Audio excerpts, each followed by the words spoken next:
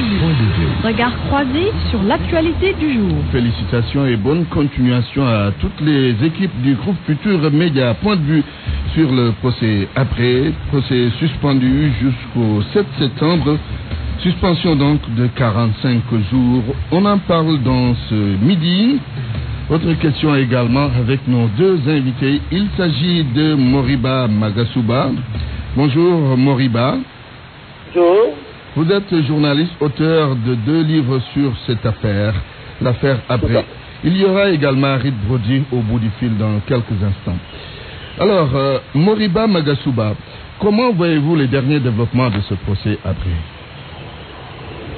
Enfin, le dernier développement, c'était évidemment prévisible, puisque à partir du moment où les avocats, sur l'instruction de leur client, le président Hissène Habré, ont décidé de boycotter cette mascarade judiciaire, c'était prévisible que cette cour, que moi je juge parfaitement illégale et légitime. Oui, pourquoi vous dites que c'est illégal, que c'est une mascarade judiciaire?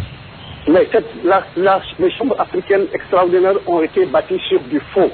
Tout est parti de l'accord de siège qui a été signé entre 2 personnes qui n'avaient pas qualité à signer cet accord, Madame Aminata Touré, qui était ministre de la Justice, et un expert de l'Union africaine, qui n'avait pas qualité donc à signer, et Madame Touré a sciemment fait du faux.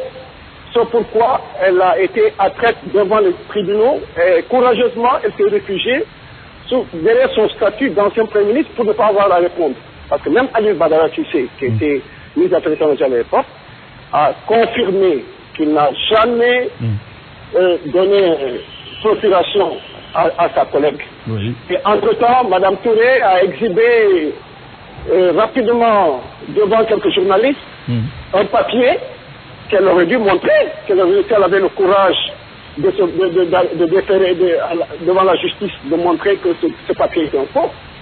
Donc en fait, l'inégalité des chambres africaines extraordinaires est consacrée. Et le dernier acte en date qui consacre cette égalité, c'est le recours en anticonstitutionnalité qui a été rejeté par la Cour constitutionnelle, qui n'était pas qualifiée pour le faire parce qu'elle n'était pas composée de l'ensemble de tous ses membres.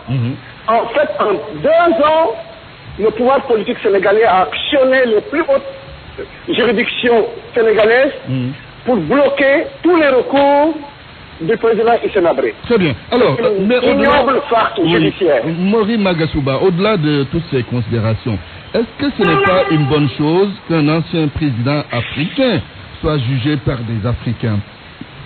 Ben justement, ça c'est la grosse blague. Vous parlez de l'Afrique qui juge l'Afrique. De quelle Afrique il s'agit? De l'Afrique de Mugabe? De l'Afrique du génocidaire El-Bashir? De l'Afrique de Kabila? Ou de ce apprenti dictateur Ngurunziza?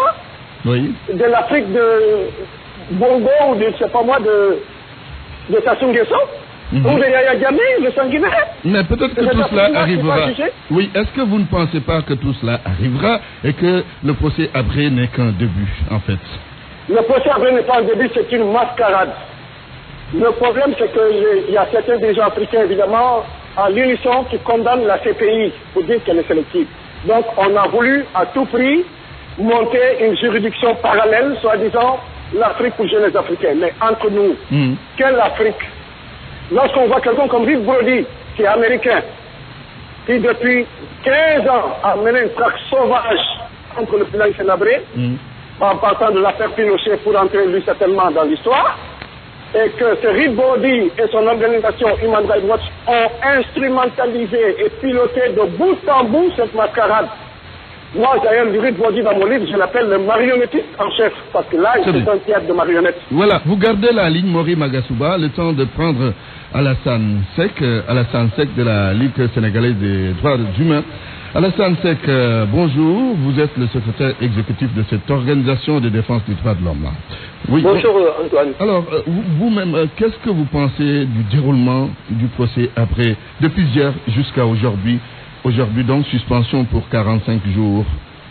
C'est vrai que il ne faut pas s'attendre à autre chose qu'à cela, parce que c'est vrai que pour une première, il fallait constaté que ça ne devrait pas être facile. Et ça a été le cas. C'est vrai qu'après, depuis le départ, n'a pas accepté de collaborer.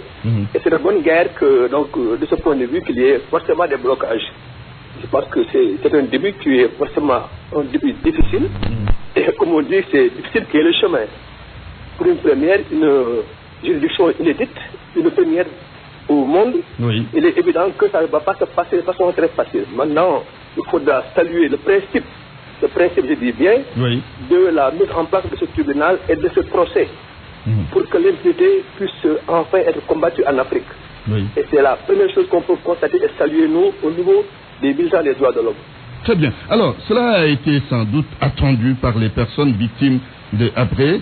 Ce procès sera-t-il le procès de la vérité? Je pose la question parce que beaucoup considèrent que Habré seul ne devrait pas comparaître. Je pense que par-delà Habré, c'est vrai que il ne faut pas demander l'impossible, il faudra être réaliste. Il ne faut pas imaginer aujourd'hui qu'un président en exercice comme Idriss Déby puisse être arrêté et traduit à Dakar. Je pense que ça c'est un rêve fou qui ne peut pas se réaliser dans tous les cas de figure. Le principe, c'est le principe du symbolique. Aujourd'hui, c'est Habré qui est le principal acteur, parce que c'était le chef d'État en exercice en 82, de 82 à 90, il a été indiqué même dans tous les procès internationaux. On avait toujours pensé au principal accusé.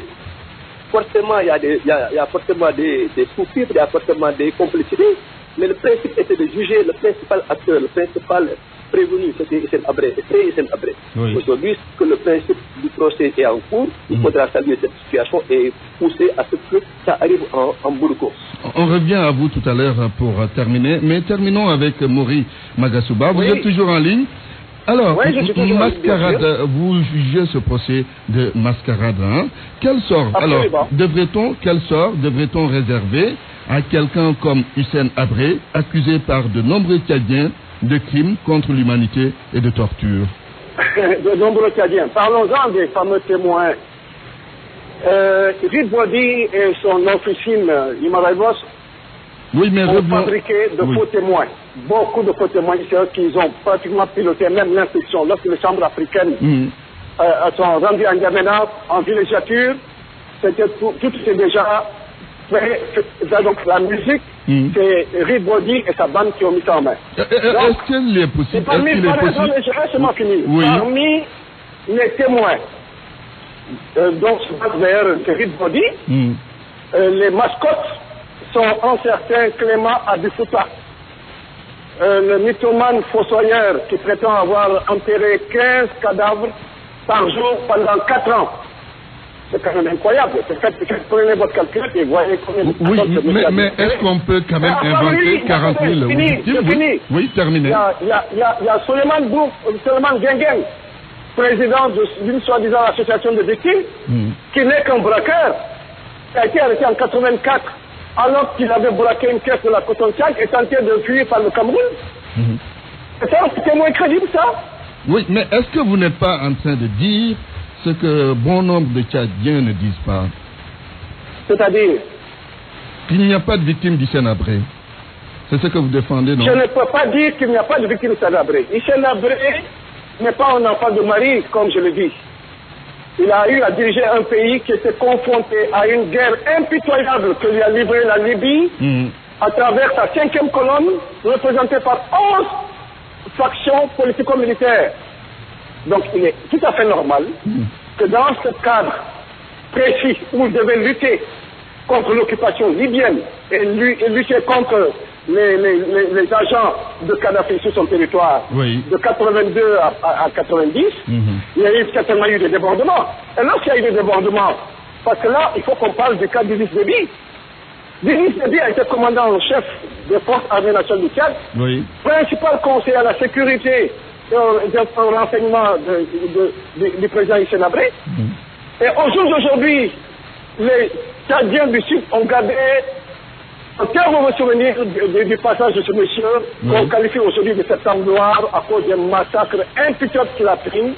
Et soit dit en précisant, en passant, alors que le président Hissène Habré était en pèlerinage à la Mecque. Il fallait le convoquer. Je veux bien, on peut dire Hissène Habré est responsable, mais pas coupable. Mais il n'est pas possible que sur 120 personnes qui ont été citées dans cette affaire-là, ils soient seuls à comparer. Et à côté, il n'y a pas Idriss Déby qui, pour moi, est le pire criminel de l'histoire du Tchad. Merci, Mori Magasuba, notre confrère. Journaliste, donc auteur de 2 livres sur cette affaire. Alassane Seck, on termine avec vous. Ce procès est une alerte, sans doute. Est-ce que vous pensez que ceux qui sont au pouvoir aujourd'hui vont désormais éviter certaines pratiques qui peuvent les compromettre demain devant des juridictions africaines? Mais Antoine, c'est l'esprit justement de ce procès.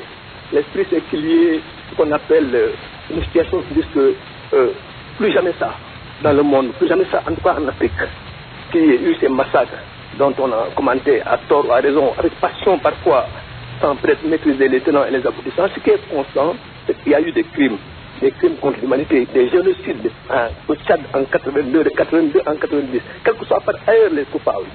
Hissène Habré est venu s'installer au Sénégal. C'est le premier acte qu'il faut constater.